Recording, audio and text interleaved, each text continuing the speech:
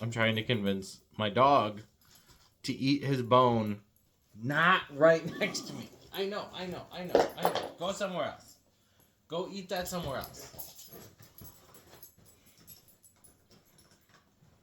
I literally turned on the camera. He grabbed a bone and said, "Time to chow down."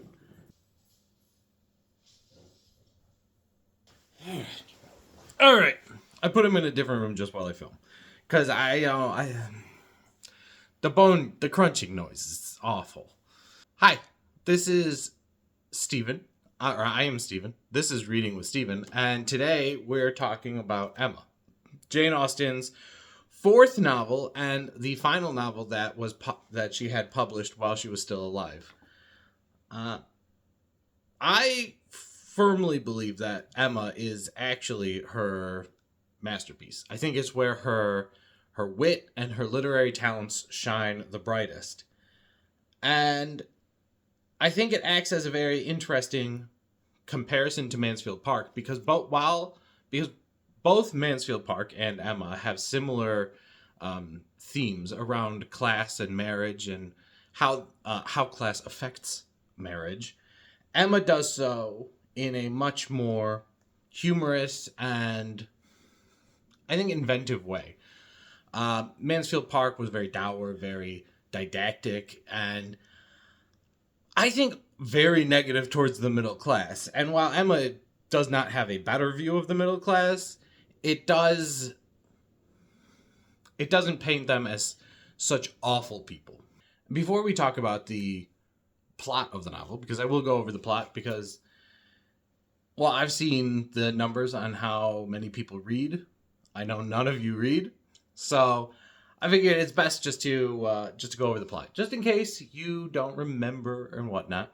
But before we do that, I have actually, in my script, I have remembered to do the shameless shilling part, where I tell you to subscribe and comment and like the video, because it helps. And more importantly than anything, it makes me feel good. And I like it. I like it when people like the video, and I really like it when people subscribe because I like it when the numbers on my end get bigger. That's just fun. So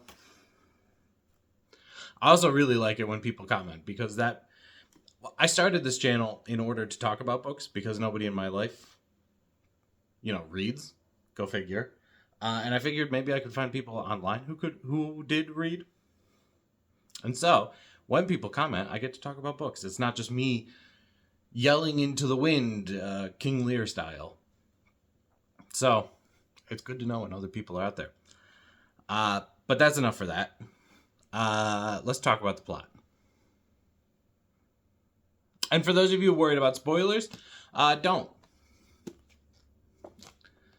The plot of the novel is not that important. It's really not important in Emma because from the outset, Emma's gonna get married. That's the end point of all Jane Austen novels. There will be a marriage at the end. The way the light in this, so I'm looking at a window, and the way the light is making me look like a replicant. It's giving me replicant eyes. I think I gotta fix that. I think I will fix that. I gotta fix that. I'm more in shadow now, but I don't have replicant eyes, so I think that's a positive. I don't know. We'll find out at some later point. But the plot. Emma Woodhouse is a pretty young and very wealthy woman who lives with her hypochondriac father. Emma's governess and friend has just gotten married at the beginning of the novel to Mr. Weston, a former businessman, leaving poor Emma without a female friend. In order to remedy this situation, Emma decides to adopt as her new friend Harriet Smith, another young woman of questionable birth, to be her new companion, an action which her brother-in-law and sometime Jiminy Cricket, Mr. Knightley, thinks will be bad for both Emma and Harriet. Without much delay, Emma convinces Harriet not to marry a local farmer, someone that Harriet actually does love, and instead convinces her naive friend that she ought to look for better in a husband. They decide that the local vicar, Mr. Elton, would be the perfect match for Harriet, and so the two of them convince themselves that Mr. Elton is actually quite in love with Harriet, something which Mr. Knightley warns Emma isn't true. But Emma doesn't take the warning to heart, and so when Mr. Elton proposes marriage to Emma instead of Harriet, it catches both of them off guard. Emma refuses Mr. Elton's proposal, and embarrassed, he leaves for vacation to Bath, where he meets and marries an odious woman whom nobody likes, Mrs. Elton. A sidebar on the naming conventions. I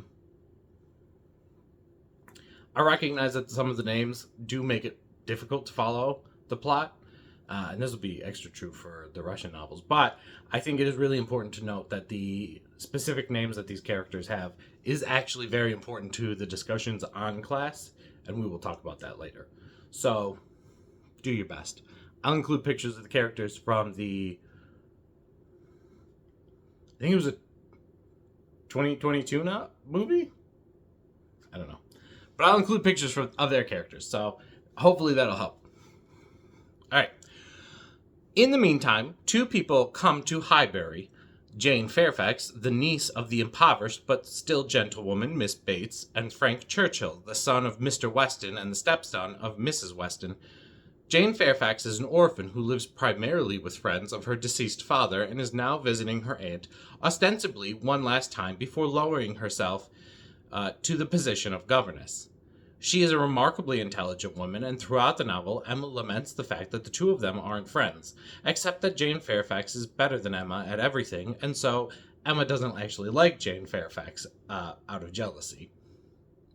Frank Churchill, on the other hand, is a loud, vain, and overall genial man, and is visiting his father and new mother for the first time in years, as he lives with his own aunt and uncle, who are very demanding on his time. While Frank Churchill is in town, he begins a flirtatious relationship with Emma, although while Emma is at first flattered by his attentions, she quickly finds him to not be suitable material for her husband and instead begins scheming to get him to fall in love with Harriet again. There are several episodes which happen, the most important of which is the party to Box Hill, where under the influence of Frank Churchill, Emma says and does many foolish things, including mock Miss Bates, after which Mr. Knightley remonstrates her. The Box Hill party acts as a turning point for Emma, who realizes that she hasn't been as kind and right-acting towards her neighbors as she ought to be.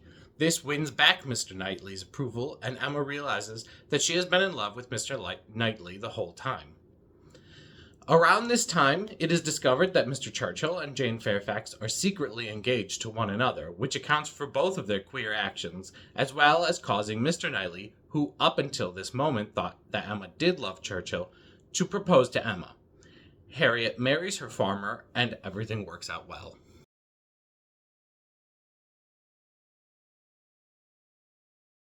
Right, so we're going to talk about social class again. I did this earlier in the last episode on Mansfield Park, which you should watch for another in order to get a more complete idea of the effect of social class on Austen's novels. Because Mansfield Park and Emma, again, act kind of as companion pieces. The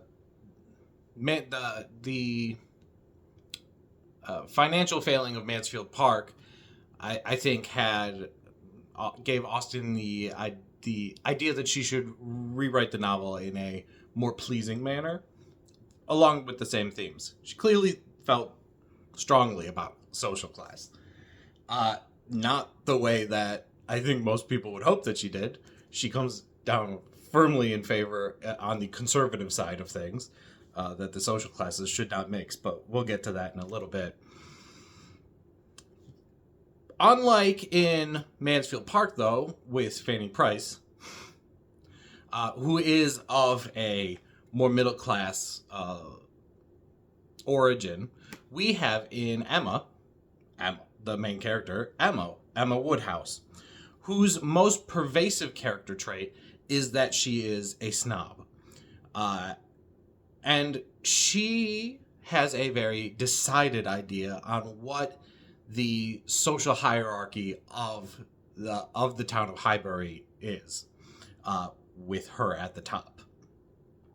The Woodhouses, the Knightleys, the Eltons, and Mrs. Bates and Miss Bates are all members of what would be termed the gentry, the social class situated below the landed aristocracy, the titled aristocracy, I should say, but above the middle class, the merchants and and not laborers, but mostly merchants, merchants, farmers, that sort of thing. People who work for a living.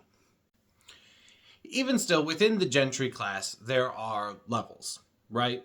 So at the top would be the people who are definitely in the gentry, the landowners and whatnot, the Mr. Woodhouses, if you will, people who own land and own estates. People like Mr. Woodhouse, Mr. Knightley, and that sort of thing. The people who really belong in the social class. Below them would be the people who say who work in the professions. People like Mr. Knightley's brother, who is a lawyer, Mr. Elton, the vicar of Highbury, and and then again, the people who were former, who had worked their way into the gentry, but weren't really established within it. People like the Coles or Mr. Weston himself, who had previously had non-acceptable jobs like merchant or non-commissioned officers in the military, but had worked their way up into being members of the landed gentry. Miss Bates, who in the plot I described as being a gentle yet very impoverished woman. Miss Bates holds a similar position in society that the Dashwoods did in Sense and Sensibility, where their father was a member of the gentry and therefore they are members of the gentry, but upon their father's death, they were left with very little money. And the same thing happened to Miss Bates. Miss Bates's father was wealthy, but Miss Bates herself is not. And because of that, she acts as a sort of town charity case, whom the other members of the gentry of the Highbury leaders of Highbury, rather, visit because they see her as an impoverished member of their own social class, even though she doesn't really fit the criteria of existing within it. And because she exists within this kind of pseudo gentry, she actually ends up socializing with more than just the higher gentry. She ends up socializing with people of lower class as well. And this is one of the things that Emma really dislikes about her. Emma, of course, as one of the leaders of Highbury, is expected to socialize with Miss Bates as a charitable thing. And Mr. Knightley does talk to her about it. He tells her that she ought to be more kind to Miss Bates because, but for a freak of fate, that could happen to any woman, really. Any woman could at any time become impoverished enough that they are unable to sustain their own life or their own livelihood. And they could lose that social class that they were born into. But Emma, being a thoroughly vain and self-serving kind of person, especially at the beginning of the novel, rejects those the arguments of charity, because, quote, none were equal to counteract the persuasion of its being very disagreeable, a waste of time, tiresome women, and all the horror of being in danger of falling in with the second-rate and third-rate of Highbury, who were calling on them forever, and therefore she seldom went near them. I should say that Emma doesn't like Miss Bates because Miss Bates talks a lot, and we're going to talk about that. I'll speak about that a little later because the way Miss Bates speaks is actually very interesting. But she does speak a lot, and she doesn't really say a whole lot, and Emma doesn't really like her. And I think you would be forgiven for not liking somebody. You don't have to like everybody, but the reasons that Emma gives are very decidedly because she's a lower social class. That speaks to Emma's character, that her reason, she views that reason as being good enough, that the nature of Miss Bates's social class is good enough to exclude her from Emma's social circle. But there are other people other than Miss Bates that that Emma Woodhouse views as lesser than her. After meeting the newly married Mrs. Elton, for example, Emma thinks of her as being of a lesser social class because she comes from a merchant family and because she has pretensions of being Emma's equal and even sometimes of being Emma's social superior. When Mrs. Elton offers to take Emma to Bath, for example, and introduce her around, Emma takes it very poorly. Quote, "It was as much as Emma could bear without being impolite. The idea of her being indebted to Mrs. Elton for what she called an introduction, of her going into public under the auspices of a friend of Mrs. Elton's, probably some vulgar, dashing woman who, with the help of a boarder, just had made a shift to live. The dignity of Miss Woodhouse of Hartfield was sunk indeed." The Eltons actually serve as an interesting example of the class structure of Highbury. Early in the novel, Emma determines that Mr. Elton should marry Harriet Smith, who, coming from uncertain provenance, would likely hardly be considered even one of the third rate, as Emma refers to them, and Mr. Elton agrees with her. "Never, madam," cried he, affronted in his turn. "Never, I assure you. I think seriously of Miss Smith. Miss Smith is a very good sort of girl, and I should be happy to see her respectably settled. I wish her extremely well, and no doubt there are men who might not object to. Everybody has their level. But as for myself, I am not, I think, quite so much at a loss. I need not so totally despair of an equal alliance as to be addressing myself to Miss Smith. No, madam, my visits to Hartfield have been for yourself only, and the encouragement I received." Clearly, Mr. Elton views himself as being of a much higher social class, and he himself feels himself to be equal enough to Emma that he should be marrying her instead, something which she rejects out of hand. Because again, Emma views herself as being of a higher class than Mr. Elton. Emma thinks of herself as being one of the highest levels of gentry, and not somebody that would marry a professional, even a profession within the gentry itself that is lower than she is. But that he should talk of encouragement, should consider her as aware of his views, accepting his attentions, meaning, in short, to marry him, should suppose himself her equal in connections or mind, look down upon her friends so well understanding the gradations of rank below him, and be so blind to what rose above, as to fancy himself showing no presumption in addressing her. It was most provoking. Mr. Elton certainly has a sense of his own worth comparable to Emma's, but his wife also believes herself to be at least as good as Emma when talking about Mrs. Weston, Emma's best friend. "We have been calling at Randall's," said she, Mrs. Elton, "and found them both at home, and very pleasant people they seem to be. I like them extremely. Mr. Weston seems an excellent creature, quite a first-rate favorite with me already, I assure you, and she appears so truly good. There is something so motherly and kind-hearted about her, that it wins upon one directly. She was your governess, I think?" Emma was almost too astonished to answer, but Mrs. Elton hardly waited for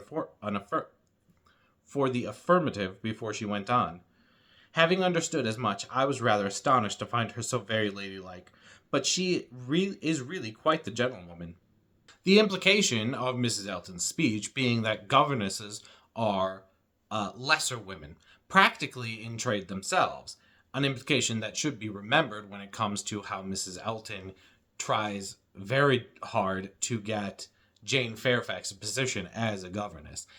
In acting as though she is giving charity to Jane Fairfax, when in reality she's making it clear that Jane Fairfax is of a lower social standing. In fact, the Eltons act as a sort of mirror image to Emma. Mrs. Elton's treatment of Jane Fairfax is much the same way that Emma treats Harriet Smith. The difference is, of course, that while Harriet Smith is widely acknowledged to be of a lower social class than Emma, Jane Fairfax isn't a lower social class than Mrs. Elton, Jane Fairfax being the daughter of a gentleman and raised in the household of another gentleman. Even Emma admits that Jane Fairfax is a more accomplished woman than herself, Not that that is something too terribly difficult, given that Emma proves to be somewhat flighty when it comes to her own improvement.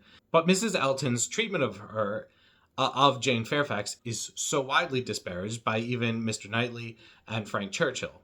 Frank Churchill obviously, understandably, takes an especial umbrage to the treatment of Jane Fairfax. Quote, "The whole system of whose treatment of her, by the by, has ever filled me with indignation and hatred.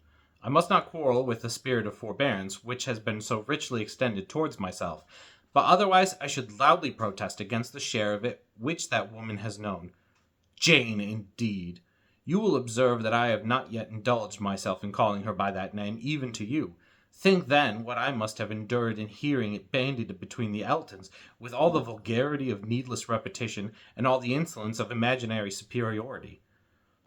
But what about Harriet Smith? Harriet Smith was the natural daughter of somebody. Somebody had placed her several years back at Mrs. Goddard's school, and somebody had lately raised her from the condition of scholar to that of parlor boarder. This was all that was generally known of her history. She had no visible friends but what had been acquainted at Highbury, and was now just returning from a long visit in the country to some young ladies who had been at school there with her. This puts Harriet in a decidedly lower social class than even Jane Fairfax. Harriet Smith can have no pretensions to even being within the gentry class at all. She is at best middle class. The natural daughter, by the way, means that she is the illegitimate daughter. She was born out of wedlock. But we can see in the naming conventions of the characters something, too, about their social class.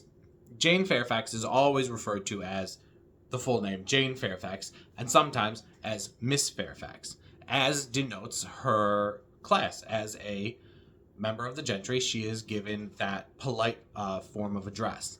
Harriet Smith, on the other hand, is almost always referred to as Harriet. She is never given the benefit of a last name, although arguably she doesn't have a last name at all to be given the benefit of. But even if she had, she would still be Harriet. The idea is that there should be a level of formality between social equals, and one would be even more formal to one's social betters. Members of the gentry always refer to each other as Mr. or Miss.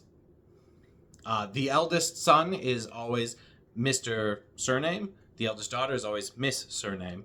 And younger brothers and younger sisters would be Mr. John, like Mr. First Name, Surname, right? So for the Knightleys, the two brothers, Mr. Knightley is always referred to, obviously, as Mr. Knightley, and his brother John is always Mr. John Knightley.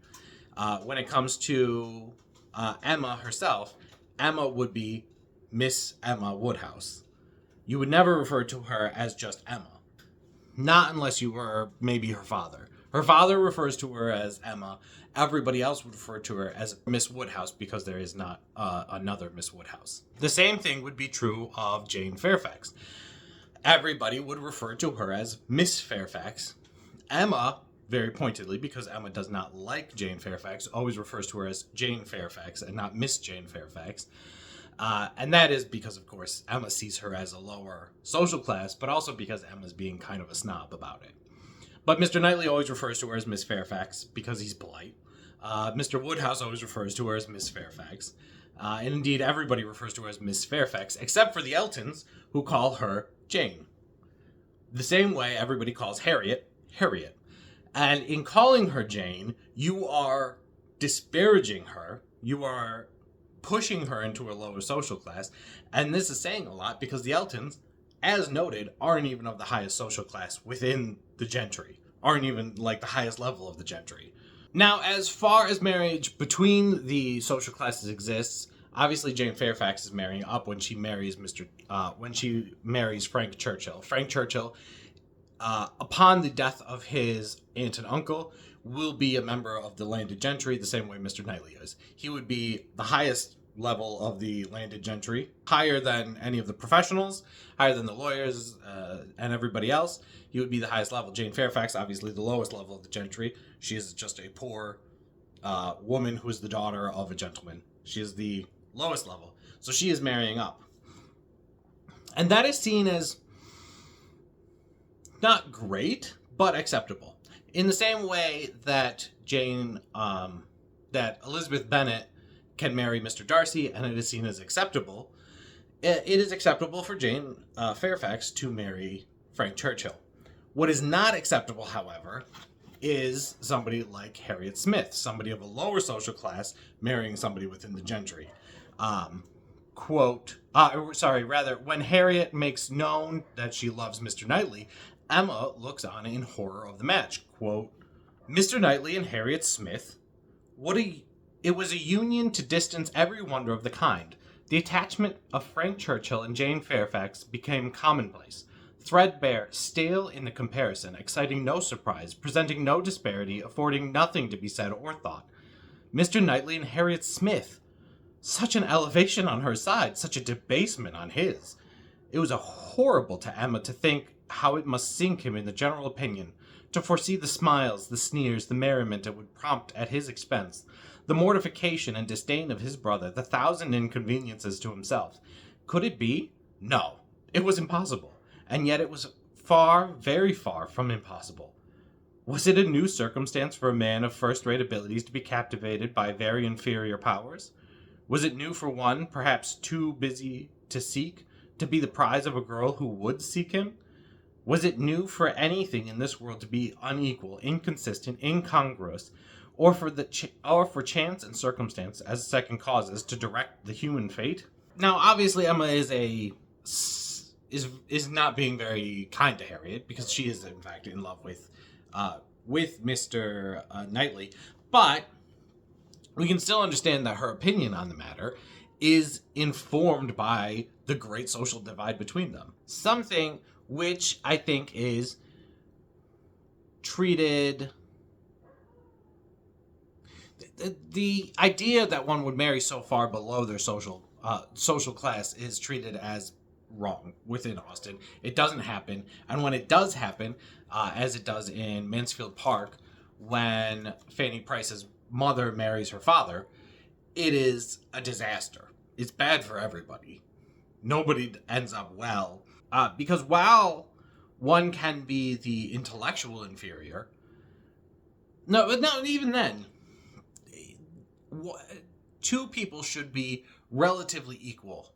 Even intellectually, especially within social class, but even intellectually, you can look at Mr. Bennet. Mr. Bennet seriously regrets marrying his wife because he thinks that she's a stupid woman.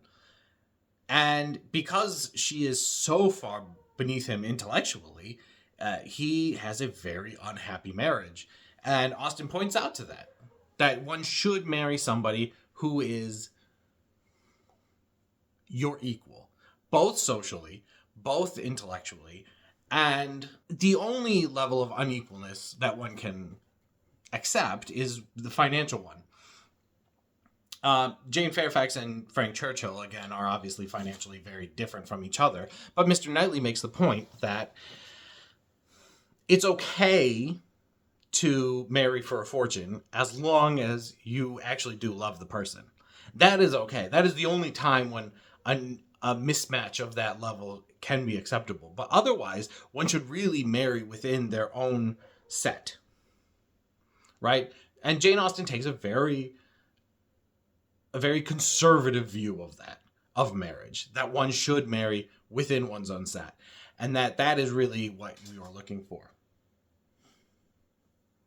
Something fell down. The book seems to agree with the idea that Harriet is too low, because after that point, Harriet goes off to London and just kind of gets married to her farmer. And that's it. That's the end. The book just kind of dumps her off. Goodbye. We're done with you. And part of the reason for that is, I think, Austen's inherent conservative nature, right? So I don't talk a lot about the outside influences on these novels because I don't think that it should affect our reading of the books, right? The outside nature, Austen's life and biography and everything, I think those are superfluous, and we can get into those reasons a little later. But I was taught new criticism in school, and so that's kind of like my own mindset, right? We ignore the outside things. unless it's really blatant. But I think in this one case, it does help to understand that Austen is writing in the immediate aftermath of the American and French Revolution and during the Napoleonic Wars. Within England at this time, there was a massive conservative backlash to anything that stunk of radicalism, of revolution, anything that could end up making England look like France. That was completely unacceptable. And in that kind of society, especially of the gentry class, which Austen was a member of,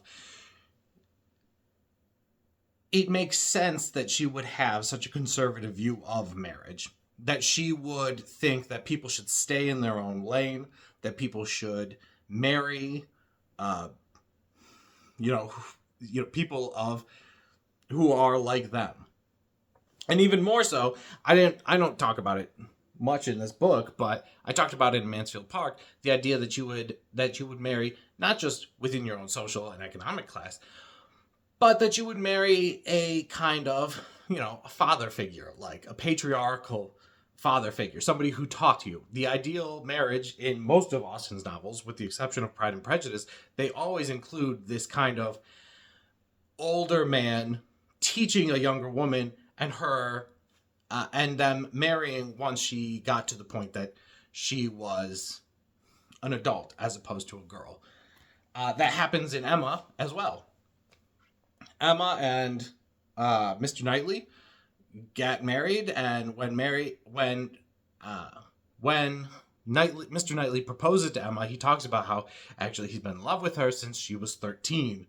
And she seems fine with that. That makes sense to her, because that is the world in which Austen is writing. This conservative, patriarchal world. And that, I think, has to color our understanding of Austen's works and social class within Austen's works. I still like them. I disagree. I disagree, obviously. One should not fall in love with 13-year-olds. That's gross. And I also disagree with her ideas on social class, but that happens over 200 years. But I think it is how we should understand these things. That Austen, despite how Elizabeth Bennet, puts down Lady Catherine in Pride and Prejudice, Austen does seem throughout her oeuvre to kind of agree with Lady Catherine that people should not marry with great disparagement. Mr. Darcy should not have married Elizabeth Bennet. Mr. Darcy should have married his cousin, right? I think is kind of what Jane Austen would vaguely say, except for the fact that they are intellectual equals, which is a good thing. And they do love each other. So I guess when we think about how Austen views marriage, she views that her views seem to surround kind of equality of class, equality of intellectual ability, equality of financial ability. And after all of that comes love. And love is really a product of that kind of equality. And love cannot exist outside of that equality. And if it does, it's not real love.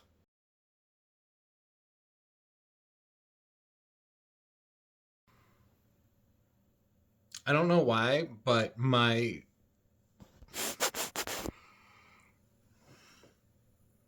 camera went fuzzy?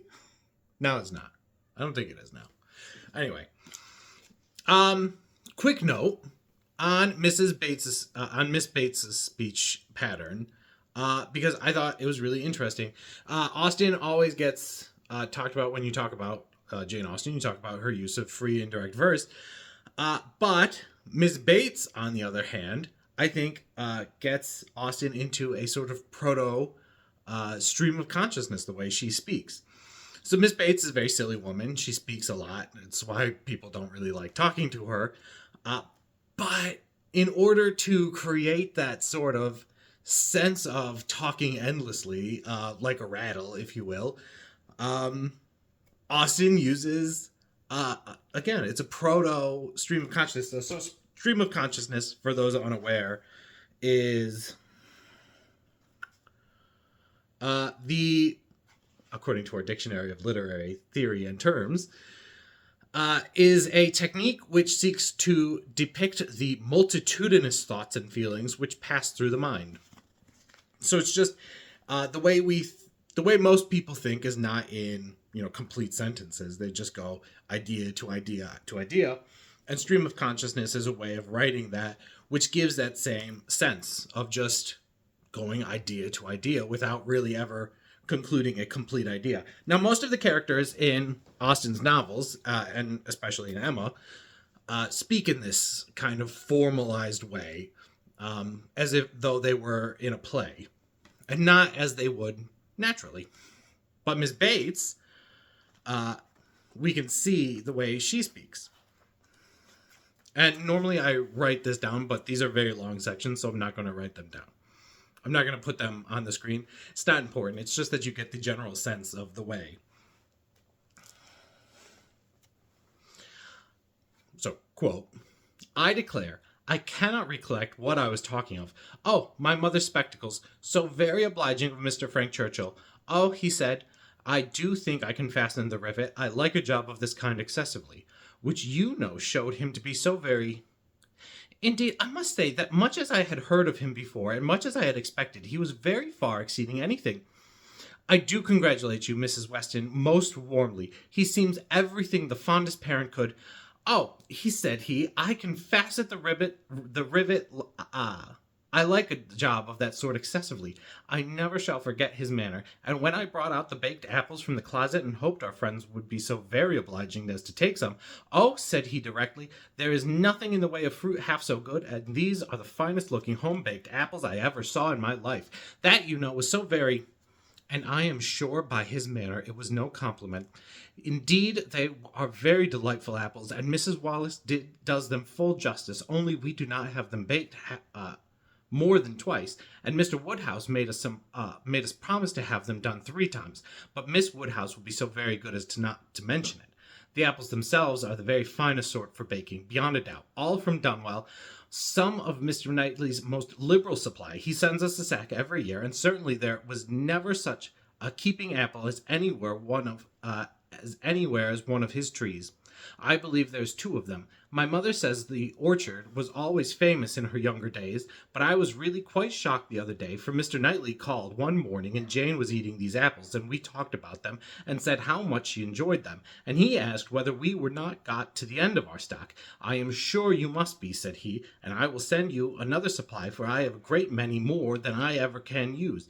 William Larkins let me keep a larger quantity than usual this year. I will send you some more before they get good for nothing. So I begged he would not, for really, as to ours being gone, I would not absolutely say that we had a great many left. It was but half a dozen indeed, but they should be all kept for Jane, and I could not at all bear that he should be sending us more, so liberal as he had been already, and Jane said the same, and when he was gone she almost quarrelled with me. No, I should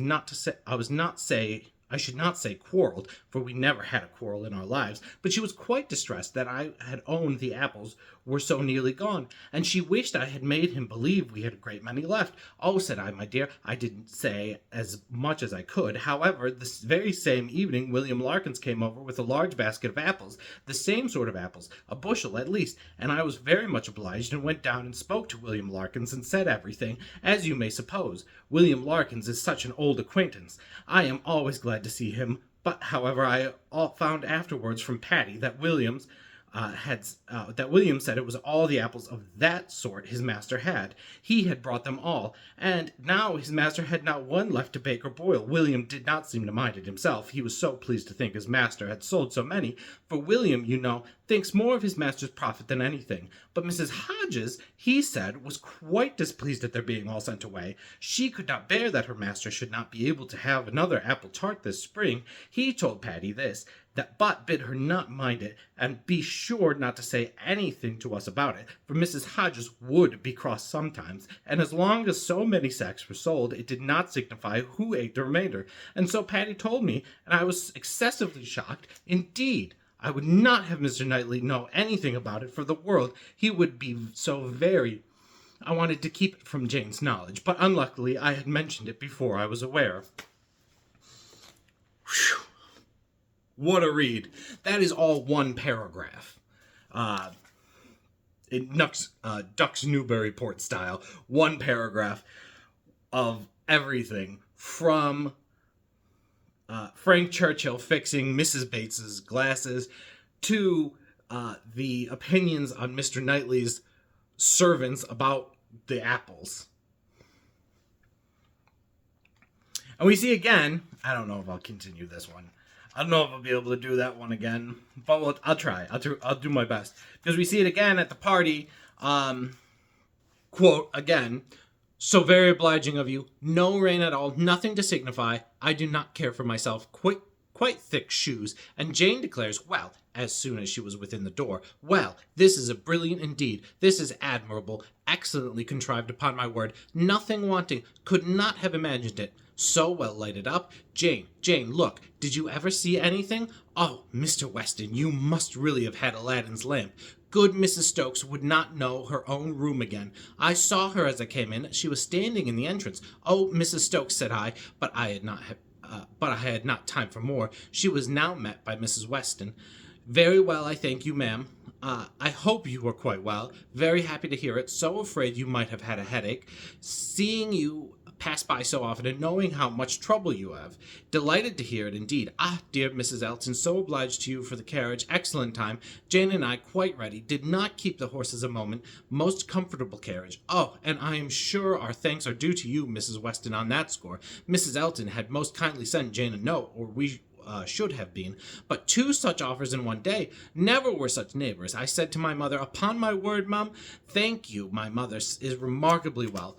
Gone to Mr. Woodhouse's. I made her take a shawl, for the evenings are not so warm. Her large new shawl, Mrs. Dixon's wedding present. So kind of her to think of my mother. Bought at Weymouth, you know. Mr. Dixon's choice. We were 3 others, Jane says, which they hesitated about some time. Colonel Campbell rather preferred an olive. My dear Jane, are you sure you did not wet your feet? It was but a drop or 2, but I am so afraid. But Mr. Frank Churchill was so extremely, and there was a mat to step upon. I shall never forget his extreme politeness. Oh, Mr. Frank Churchill, I must tell you, my mother's spectacles have never been in fault since. The rivet never came out again. My mother often talks of your good nature. Does not she, Jane? Do not we often talk of Mr. Frank Churchill? Ah, there's Miss Woodhouse. Dear Miss Woodhouse, how do you do? Very well, I thank you, quite well. This is a meeting quite in fairyland. Such a transformation must not compliment, I know. I am a most complacently. That would be rude. But upon my word, Miss Woodhouse, you do look. How do you look? How do you like Jane's hair? You are a judge. She did it all herself. Quite wonderful how she does her hair. No hairdresser from London, I think, could. Ah, Dr. Hughes, I declare, and Mrs. Hughes must go and speak to Dr. and Mrs. Hughes for a moment. How do you do? How do you do? Very well, I thank you. This is delightful, is it not? Where's dear Mr. Richard? Oh, there he is. Don't disturb him. Much better employed talking to the young ladies. How do you do, Mr. Richard? I saw you the other day as you rode through the town. Mrs. Otway, I protest. And good Mr. Otway, and Miss Otway, and Miss Caroline, such a host of friends, and Mr. George, and Mr. Arthur, how do you do? How do you all do? Quite well, I am very much obliged to you. Never better. Don't I hear another carriage? Who can this be? Very likely the worthy Coles. Upon my word, this is charming to be standing about among such friends, and such a noble fire. I am quite roasted. No coffee, I thank you. For me, never take coffee. A little tea, if you please, sir, by and by. No hurry. Oh, here it comes. Everything is so good. Again, one long paragraph of Mrs. Bates speaking. And what Miss Bates speaks is what she thinks, and her mind is constantly rolling, and that's how she speaks. She speaks everything that comes to her mind and what her mind is changing, and it comes across as a sort of, as I said, a pseudo, not a pseudo, but a proto stream of consciousness. And I just think that's really neat. And it gives the effect of how tiresome Miss Bates is to listen to. The way it's written, the way it jumps from idea to idea to idea to idea to idea. And I just think that's really neat. You don't see that in a lot of these early novels. That kind of insistence on natural ways of speaking, the way people actually speak. That wouldn't become into vogue until I forget his name.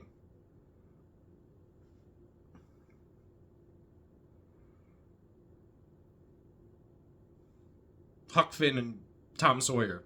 Whoever wrote that. I can't think of his name. That's when you really start to... Not till the end of the 19th century is when you start to see that kind of natural way of speaking.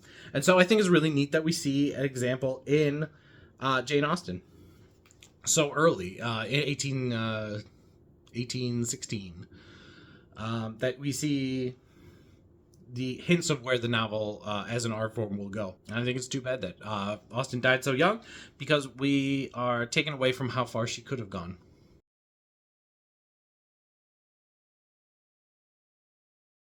So that's Emma. That's the video about Emma. I really like Emma. I think it's a great book. I think it's a really funny book.